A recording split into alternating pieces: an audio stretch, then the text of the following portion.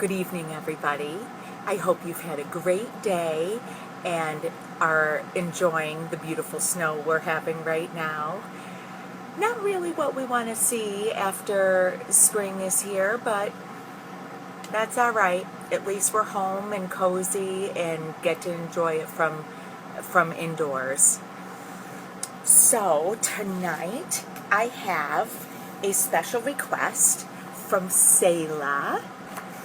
And after I got that request from Selah's mom, I found the cutest picture of her older sister who was in my class a couple years ago. And I wanted to share it with Selah, is the middle girl, and her younger sister Quincy. And this is Hadley, the big sister. So I wanted to share that with them. We had such a great class that year. We do every year, but it was a very sweet class. It was very full. So anyways, that was fun. So Selah's request tonight was for an Arthur book, and of course, the only Arthur book I could find in my house is Arthur's Christmas. How fun is that on this snowy night? So I thought this would be fun. All right, is everybody ready? I hope you're all in your jammies and all cozy with your little stuffed animals under the blankies maybe, or maybe on the couch snuggled up in a blanket. All right, here we go. Arthur's Christmas by Mark Brown.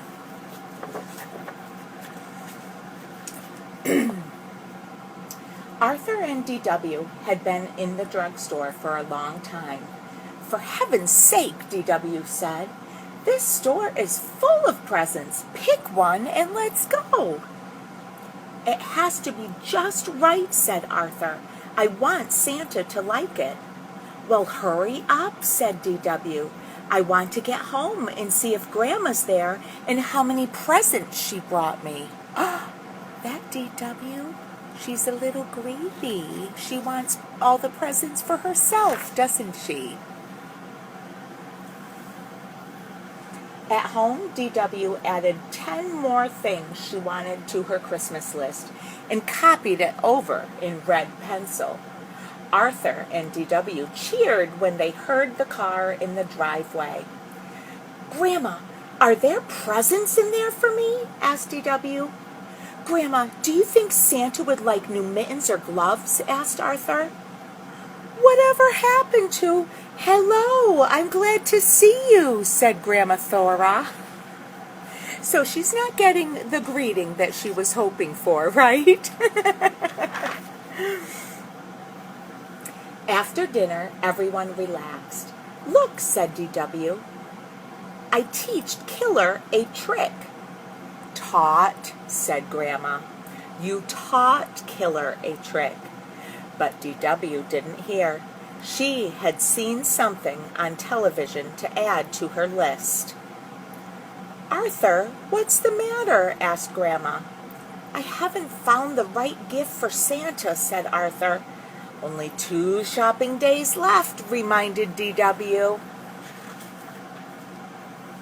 The next day, Arthur, D.W., and their friends went shopping. Killer went too. Arthur searched the entire store and couldn't find the perfect gift for Santa. "What's the big problem?" asked D.W. "I can see 100 things I want. Let's go tell Santa."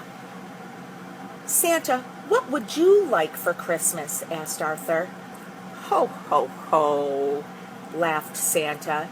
"You just leave the giving up to me." D.W. had her picture taken patting Santa's tummy.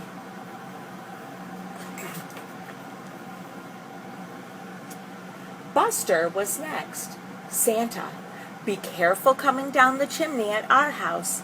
My parents always forget to put out the fire." "Ho, ho, ho," said Santa. "Don't worry. I'll use the front door." Then it was Francine's turn. Have you been a good little girl? Asked Santa. Oh, yes, said Francine. I'm always good. Always? Said Santa. She looks pretty happy. Afterward, Buster treated them to ice cream. Arthur could hardly finish his root beer float. He had only one more shopping day. Look, said Francine. Santa eats ice cream. Look who's in line. I'll have a banana split with 6 scoops of bubblegum ice cream, said Santa, with double hot fudge, whipped cream, and nuts. I'll say he eats ice cream, said DW. Santa's ordering a great big banana boat. Oh, my goodness. At home, Arthur asked his family for help. How about a nice, colorful tie, said Father. Aftershave is always a good gift, said Mother. I bet Santa could use some toasty, warm long johns, said Grandma. Arthur, you're taking the shopping too seriously, said DW. Just do what I do. Get everyone the same thing. Oh, that silly DW. All right, let's see if Arthur can get his shopping done. That afternoon, everyone was getting ready to go caroling, but Arthur didn't have time for Christmas carols. Time was running out. Please come along, begged DW. I'll be the only kid, and besides, Mrs. Tibble always gives us a present in hot chocolate. Arthur went window shopping instead, hoping that would give him an idea for Santa's present. Santa was ho-ho-hoing and drinking a diet root beer at the car wash. Moments later, Santa was at the Golden Chopstick eating sub-gum chow goo. Santa must have run to the deli at the corner of North and Main. The waitress shouted Santa's order to the cook. Catch a fish, hit it with rye, and put a pair of shoes on it. Santa sure eats a lot, thought Arthur. Finally, Arthur went home. He hadn't seen a single thing in any of the store windows he thought Santa would like. Santa was on TV eating Papa Piper's pickled peppers. That's it, said Arthur. He started making his list. I think he has an idea. Arthur counted his money. DW, he said with his sweetest voice. Okay, how much do you need? Asked DW. But only if you promise to stop being such a grouch. I think Arthur is putting a lot of effort into trying to get the perfect gift for Santa, huh? All right. Oh, here's a Santa shopping in the grocery store. The next morning, Arthur gave DW half of his list. He took the other half. Oh, look what they're doing. All right, they've got their dog Killer. Ooh, what do you think they're going to do? DW had to keep Killer out of the kitchen while Arthur made Santa's present. What's all that noise? Asked Father. Arthur is making a mess, reported DW. The kitchen door opened and Arthur sneezed. Achoo! Mom, how many cups of pepper and pickled peppers? He asked. Maybe I should help, said Mother. No, please, said Arthur. I want to make Santa's present myself. Just tell me how many sticks of gum in sub-gum chow goo. Oh, poor Santa, said DW. Oh, that Arthur. Hours later, Arthur whistled while he set the table for Santa. What's that?" asked Father. "Pickled peppers, a hot fudge sundae on bubblegum ice cream, and subgum chow goo. I sort of combined Santa's favorite foods," Arthur explained. "Uh-oh. I don't know how edible this is going to be." "What's that big lumpy thing that's moving?" asked Grandma. "Uh-oh. What do we see moving in there? Ay. Uh-oh. A pizza to go," said Arthur, "with everything on it."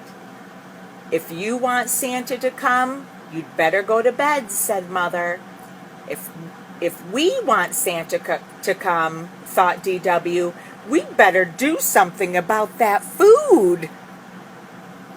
Oh, I think Arthur was very creative and very thoughtful about his making of preparing some food for Santa, huh? D.W. couldn't fall asleep. "I have to do something," she thought. "Poor Arthur worked so hard, but if Santa gets one whiff of Arthur's present, he'll never set foot in the dining room, much less eat any of it." Careful to miss the squeaky step, D.W. tiptoed downstairs in the dark. Uh-oh. I think she's worried about Santa eating the food that Arthur made. The next morning, Arthur was the first one up. "Santa ate it all," he cried. "And he left a note. Dear Arthur, you were so nice to take the time to find out my favorite foods and make them. Thank you. You also teach me about the Christmas spirit. Love, Santa." Aren't you lucky to have such a nice little sister? Who do you think wrote that letter? What do you think? That D.W., she's sneaky, isn't she? Oh my goodness, that's very cute. But that was very thoughtful of Arthur, wasn't it? He wanted to do something special for Santa, and he spent so much time thinking about the perfect gift, and how sweet, even though it might not have tasted good, but how nice he took the time to make all of these very interesting recipes for Santa. So last night, I started telling you about a special book that I found as I've been organizing and cleaning. This is from 2015-2016, and I was teaching a 2-year-old class with Mrs. Kellner, Mrs. Becky Kellner. Yep, I'm using your name, Becky.